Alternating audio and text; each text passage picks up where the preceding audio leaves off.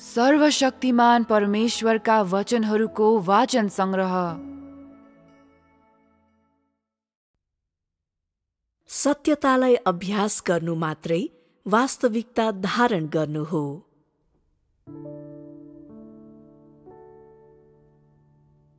तैले परमेश्वरका वचनहरू पक्रेको छस् अनि निर्लज्ज भई तिनको व्याख्या गर्न सक्छस् भन्दैमा त्यसको अर्थ तैले वास्तविकता धारण गरेको छस् भन्ने हुँदैन। यी कुराहरू तैले कल्पना गरे जस्तो सरल छैनन्। तैले सत्यता धारण गरेको छस् कि छैन भन्ने कुरा तैले जे भन्छस् त्यसमा आधारित हुँदैन, बरु तैले जे जिउँछस् त्यस कुरामा आधारित हुन्छ। जब परमेश्वरका वचनहरू तेरो जीवन र तेरो प्राकृतिक अभिव्यक्ति बन्छन्, तब मात्र तँसँग वास्तविकता छ भन्न सकिन्छ र मात्र तैले साँचो बुझाइ र वास्तविक कद प्राप्त गरेको मान्न सकिन्छ। तैले लामो समयसम्म परीक्षाको सामना गर्न सक्नुपर्छ र तँ परमेश्वरले माग गर्नुभएको स्वरूपमा जिउन सक्षम हुनुपर्दछ।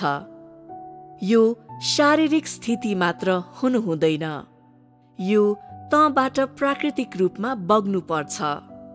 तब मात्र तैले साँच्चै वास्तविकता धारण गर्नेछस्, तब मात्र तैले जीवन प्राप्त गरेको हुनेछस्। म सेवाकर्ताहरूको परीक्षाको उदाहरण प्रयोग गर्छु, जसको बारेमा सबै परिचित छन्। सेवाकर्ताहरूको बारेमा कसैले पनि उच्च सिद्धान्तहरू प्रदान गर्न सक्छ र सबैसँग त्यस विषयको उचित ज्ञान हुन्छ। तिनीहरू यस विषयमा कुरा गर्छन् र प्रत्येक भाषण पछिल्लो भन्दा उत्तम हुन्छ। मानौ यो एक प्रतिस्पर्धा हो। तैपनि यदि मानिस ठूलो परीक्षाबाट भएर गएको छैन भने उसित राम्रो साक्षी छ भन्नु कठिन हुन्छ। संक्षेपमा मानिस जियाइको अझै पनि कमी छ, उसको बुझाइको पूर्ण विपरीत छ। त्यसकारण यो अझै मानिसको वास्तविक कद बन्न बाँकी नै छ र यो अझै मानिसको जीवन बनेको छैन। मानिसको समझलाई वास्तविकतामा ल्याइएको छैन, त्यसकारण उसको कद अझै पनि बालुवामा बनेको किल्ला जस्तो हुन्छ, अस्थिर र ढल्न लागेको हुन्छ। मानिससँग यथार्थ एकदम थोरै छ। मानिसमा कुनै पनि वास्तविकता पाउन लगभग असम्भव छ। मानिसबाट स्वाभाविक रूपले बगिरहेको वास्तविकता एकदम थोरै छ र तिनीहरू जिइरहेका सबै वास्तविकतामा करकापले गर्दा हो। यही कारणले गर्दा म भन्छु मानिससँग कुनै वास्तविकता छैन। मानिसहरू परमेश्वर प्रतिको उनीहरूको प्रेम कहिल्यै परिवर्तन हुँदैनन् भन्ने दाबी गर्दछन्, तर तिनीहरूले कुनै पनि परीक्षाको सामना गर्नु अघि भन्ने कुरा मात्रै हो। जब एक दिन उनीहरूले अचानक परीक्षाहरूको सामना गर्नु पर्दछ, उनीहरूले बोलेका कुराहरू फेरि वास्तविकतासँग अमिल्दा हुन्छन् र यसले फेरि पनि मानिसमा कुनै वास्तविकता छैन भन्ने प्रमाणित गर्नेछ। यो भन्न सकिन्छ कि जब तँ यस्तो थोक भेट्टाउँछस् जुन तेरो धारणासँग मिल्दैन र जसले गर्दा तैले आफैलाई अलग राख्नु आवश्यक हुँदछ, ती थोकहरू तेरा परीक्षाहरू हुन्। परमेश्वरको इच्छा प्रकट हुनुभन्दा अघि सबैजना कठोर जाँच र अथाह परीक्षाबाट भएर जान्छन्। के तँ यो बुझ्न सक्छस्? जब परमेश्वर मानिसहरूलाई जाँच गर्न चाहनुहुन्छ, तब उहाँले सधैँ वास्तविक सत्यता प्रकट हुनुभन्दा अघि उनीहरूलाई आफ्नो निर्णय गर्ने अनुमति दिनुहुन्छ। यसको अर्थ के हो भने, जब परमेश्वरले मानिसलाई परीक्षाहरूमा पर्न दिनुहुन्छ, उहाँले तँलाई कहिल्यै पनि सत्यता बताउनुहुन्न। यही तरिकाद्वारा मानिसहरूलाई खुलासा गरिन्छ। तैले आजका परमेश्वरलाई चिन्छस् कि चिन्दैनस्? साथै तँमा कुनै वास्तविकता छ कि छैन भनी हेर्नका लागि परमेश्वरले काम गर्नुहुने एउटा तरिका यही हो। के तँ परमेश्वरको कामको सम्बन्धमा साँच्चै शङ्का मुक्त छस्? तँ माथि ठूलो परीक्षा आइपर्दा के तँ साँच्चै दृढ भएर खडा हुन सक्नेछस्? कसले यसो भन्ने साहस गर्छ? कुनै समस्या हुने छैन भनेर म सुनिश्चितता दिन्छु। अरूलाई शङ्का लाग्ला, तर म कहिल्यै शङ्का गर्दिन भनी कसले ठोकुवा गर्न सक्छ? यो ठिक त्यस्तै हो जब पत्रुसले परीक्षाहरूको सामना गर्नु परेको थियो। सत्य प्रकट हुनु अघि तिनले जहिले पनि घमण्ड गर्थे। यो पत्रुसमा मात्र भएको विशेष व्यक्तिगत त्रुटि होइन, यो वर्तमानमा सबै मानिसले सामना गरिरहेका सबैभन्दा ठूलो कठिनाइ हो।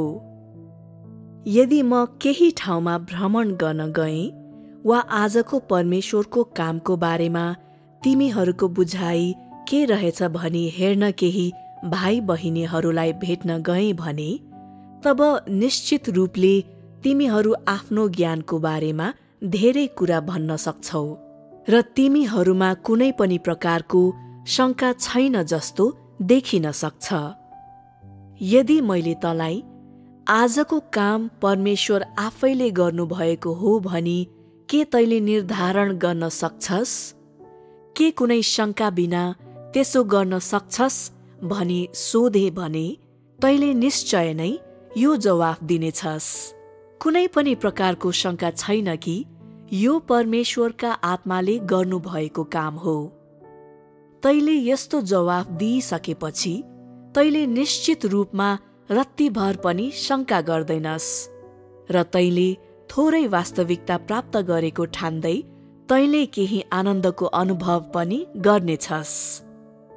यस तरिकाले स्थितिहरूलाई बुझ्ने प्रवृत्ति भएका मानिसहरू थोरै वास्तविकता भएका मानिसहरू हुन्।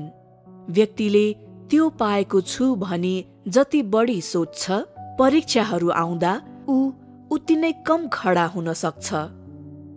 ती अहङ्कारी र हठीहरूलाई धिक्कार र तिनीहरूलाई धिक्कार जसलाई आफ्नो बारेमा कुनै ज्ञान छैन। त्यस्ता व्यक्तिहरू कुरा गर्नमा पोख्त हुन्छन्, तैपनि उनीहरूको कुरालाई व्यवहारमा लागू गर्दा सबैभन्दा नराम्रो तरिकाले गर्छन्। समस्याको सानो सङ्केत देख्दा यी मानिसहरूले शङ्का गर्न थाल्छन् र तिनीहरूको मनमा छोडेर जाने विचार आउँछ। तिनीहरूसँग कुनै वास्तविकता हुँदैन। तिनीहरूसँग धर्मभन्दा माथिका सिद्धान्तहरू मात्र हुन्छ, जसमा परमेश्वरले अहिले चाहनु भएको कुनै वास्तविकता हुँदैन। कुनै पनि वास्तविकता बिना नै सिद्धान्तहरूको कुरा मात्र गर्नेहरूलाई म सबैभन्दा बढी घृणा गर्छु। तिनीहरू आफ्नो काम गर्दा ठूलो स्वरले कराउँछन्, तर वास्तविकताको सामना गर्न साथै तिनीहरू चकनाचुर हुन्छन्। के यसले ती मानिसहरूमा कुनै वास्तविकता छैन भन्ने देखाउँदैन र? बतास र छालहरू जतिसुकै उग्र भए पनि यदि तँ आफ्नो मनमा रतिभर शङ्का नगरी खडा रहन सक्छस् र अरू कोही बाँकी नभए पनि तँ चाहिँ दृढ भएर खडा रहन र इन्कार नगरी रहन सक्छस् भने तँलाई वास्तविक बुझाइ भएको र सच्चा रूपमा वास्तविकता भएको व्यक्ति मानिनेछ। यदि तँ जता बतास बहन्छ त्यतैतिर मोडिन्छस् भने, यदि तँ बहुमतलाई पछ्याउँछस् र सुगा जस्तो अरूको बोलीलाई रट्न सिक्छस् भने त जति नै प्रभावशाली रूपमा बोल्ने भए पनि त्यो तँमा वास्तविकता छ भन्ने कुराको प्रमाण हुँदैन। त्यसकारण म सुझाव दिन्छु कि तँ खोक्रा शब्दहरू चिच्याउन हतार नगर। परमेश्वरले के गर्न लाग्नु भएको छ भन्ने के तँलाई थाहा छ? अर्को पत्रुस जस्तो व्यवहार नगर, नत्र तैले आफैमाथि शर्म ल्याउनेछस् र आफ्नो शिर उच्च पार्ने क्षमता गुमाउनेछस्। त्यसले कसैको कुनै भलाइ गर्दैन। धेरै जसो मानिसमा कुनै वास्तविक कद हुँदैन। परमेश्वरले धेरै काम गर्नुभएको भए तापनि उहाँले वास्तविकतालाई तल मानिसहरूमा ल्याउनु भएको छैन। स्पष्ट भन्ने हो भने उहाँले व्यक्तिगत रूपमा कसैलाई कहिले सजाय दिनुभएको छैन। केही मानिसहरू यस्ता परीक्षाहरूद्वारा उदाङ्गो भएका छन्, जसका पापी हातहरू परमेश्वरबाट अझ उत्तम थोक पाउन सकिन्छ। आफूले चाहेको जे पनि गर्न सकिन्छ भनी सोच्दै टाढा र टाढासम्म पुर्याउँछन्। तिनीहरूले यस प्रकारका परीक्षाहरूको समेत सामना गर्न नसक्ने भएकोले अझ चुनौतीपूर्ण परीक्षाहरू त वास्तविकता धारण गर्नु जस्तै नै उनीहरूको पहुँचदेखि बाहिरका कुरा हुन्छन्। के तिनीहरूले परमेश्वरलाई मूर्ख बनाउने मात्रै कोसिस गरिरहेका छैनन् र? वास्तविकता धारण गर्नु भनेको कुनै यस्तो कुरा होइन जुन बहाना बनाएर देखाउन सकिन्छ, न त वास्तविकता कुनै त्यस्तो थोक हो जसलाई जानेपछि प्राप्त गर्न सकिन्छ। यो तेरो वास्तविक कदमा, साथै तैँले सबै परीक्षाहरूको सामना गर्न सक्छस् कि सक्दैनस् भन्ने कुरामा निर्भर हुन्छ। के तैँले बुझिस्?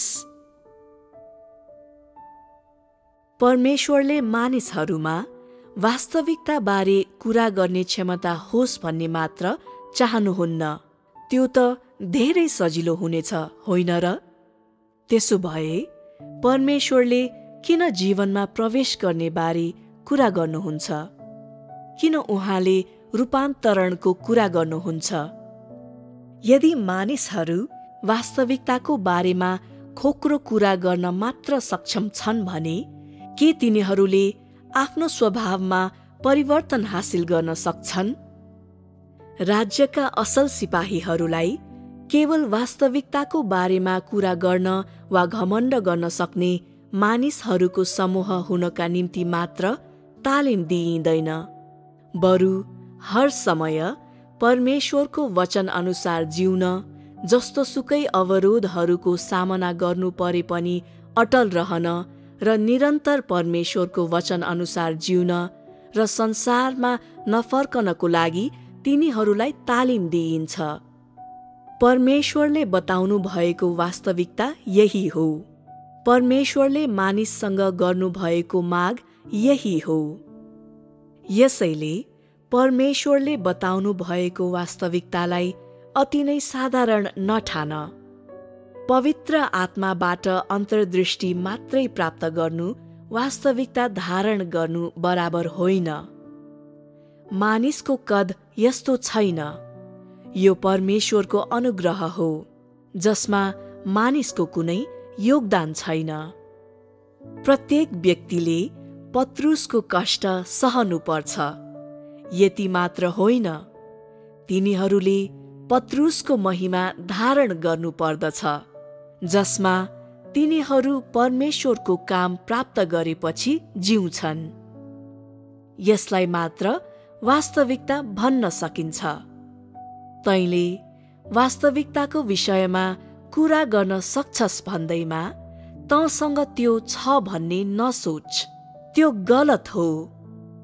त्यस्ता विचारहरू परमेश्वरको इच्छासँग मेल खाँदैनन् र ती कुराको कुनै वास्तविक महत्त्व हुँदैन। भविष्यमा यस्ता कुरा नगर। त्यस्ता भनाइहरूलाई समाप्त गर। परमेश्वरका वचनहरूको बारेमा गलत बुझाइ भएकाहरू सबै अविश्वासीहरू हुन्। तिनीहरूसँग कुनै वास्तविक ज्ञान हुँदैन। वास्तविक कद हुने कुरा त परै जाओस्। तिनीहरू अज्ञानी मानिसहरू हुन्, जसमा वास्तविकताको कमी हुन्छ। अर्को शब्दमा, परमेश्वरका वचनहरूको सार भन्दा बाहिर जिउनेहरू सबै अविश्वासीहरू हुन्।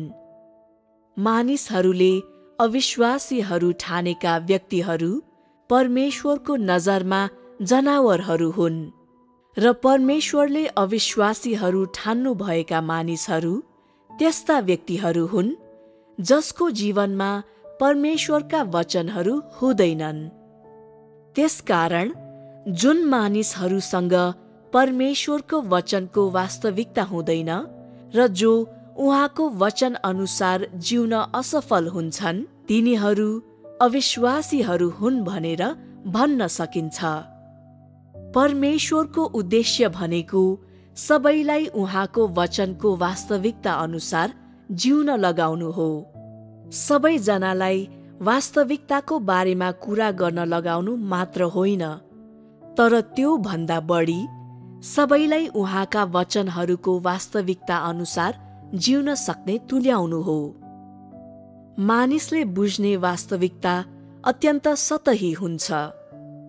यसको कुनै मूल्य हुँदैन र यसले परमेश्वरको इच्छा पूरा गर्न सक्दैन।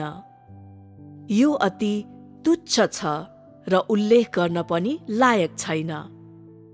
यसमा धेरै कुराको कमी छ र यो परमेश्वरका आवश्यकताहरूको मापदण्डबाट धेरै चुकेको छ।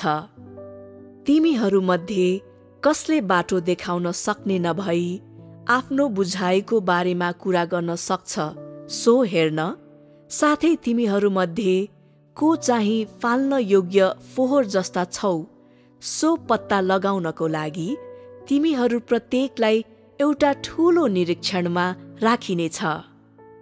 अबदेखि उसो यो याद राख, खोक्रो ज्ञानको कुरा नगर, केवल अभ्यासको मार्ग र वास्तविकताको बारेमा कुरा गर। वास्तविक ज्ञानबाट वास्तविक अभ्यासमा सर, त्यसपछि अभ्यासबाट वास्तविक जीवनमा सर। अरूलाई भाषण नदे र वास्तविक ज्ञानको कुरा नगर। यदि तैँले मार्गको बारेमा बुझेको छस् भने तेरा शब्दहरूलाई स्वतन्त्र रूपमा यसमा जान दे। यदि यो बुझाइ मार्गको बारेमा होइन भने तेरो मुख बन्द गर र बोल्न छोड। तैँले भन्ने कुरा व्यर्थको हुन्छ। त परमेश्वरलाई धोका दिन र अरूलाई ईर्ष्यालु बनाउनका लागि ज्ञानको कुरा गर्छस्। के त्यो तेरो महत्वाकांक्षा होइन र? के तैँले जानाजानी अरूसँग खेलबाड गरिरहेको छैनस् र? के यसमा कुनै मूल्य छ? यदि तैँले अनुभव गरिसकेपछि ज्ञानको बारेमा कुरा गरिस् भने तैँले घमण्ड गरेको रूपमा हेरिने छैन। अन्यथा त अहङ्कारी वचनहरू बोल्ने व्यक्ति होस्। तेरो वास्तविक अनुभवमा धेरै यस्ता कुराहरू छन् जसलाई तैँले विजय गर्न सक्दैनस् र तैँले आफ्नै देहको विरुद्ध विद्रोह गर्न सक्दैनस्। त जहिले पनि आफूले चाहेको कुरा गरिरहन्छस्। परमेश्वरको इच्छा कहिल्यै पूरा गर्दैनस्। तापनि त अझै सैद्धान्तिक ज्ञानको कुरा गर्ने आँट गर्छस्। त निर्लज्ज छस्। त अझै पनि परमेश्वरका वचनहरू सम्बन्धी आफ्नो ज्ञानको कुरा बोल्ने साहस गर्छस्। त कति निर्लज्ज छस्। भाषण दिनु र गर्व गर्नु तेरो प्रकृति नै भएको छ र तँलाई त्यसो गर्ने बानी भएको छ। जब जब त बोल्न चाहन्छस् त सजिलैसँग बोल्छस्, तर जब अभ्यास गर्ने कुरा आउँछ तब त अलङ्कारतिर लाग्छस्। के यो अरूलाई मूर्ख तुल्याउने तरिका होइन र? तैँले मानिसहरूलाई छल गर्न सक्लास्, तर परमेश्वरलाई धोका दिन सकिँदैन। मानिसहरू अनजान छन् र उनीहरूमा कुनै समझ शक्ति छैन, तर परमेश्वर त्यस्ता विषयहरूमा गम्भीर हुनुहुन्छ र उहाँले तँलाई बचाउनु हुने छैन। तेरा भाइ बहिनीहरूले तेरो निम्ति वकालत गर्न सक्नेछन्। तेरो समझ शक्ति र तेरो ज्ञानको प्रशंसा र तेरो सराहना गर्न सक्छन्। तर यदि तँसँग कुनै वास्तविकता छैन भने पवित्र आत्माले तँलाई बचाउनु हुने छैन। सायद व्यवहारिक परमेश्वरले तेरा गल्तीहरू खोज्नुहुने छैन, तर परमेश्वरका आत्माले तँलाई बेवास्ता गर्नुहुनेछ र तँलाई यो कुरा सहन कठिन हुनेछ। के तँ यो कुरा विश्वास गर्छस्? अभ्यास गर्ने वास्तविकताको बारेमा धेरै कुरा गर। के तैँले पहिले नै बिर्सिसकिस्? व्यवहारिक मार्गहरूको बारेमा धेरै कुरा गर।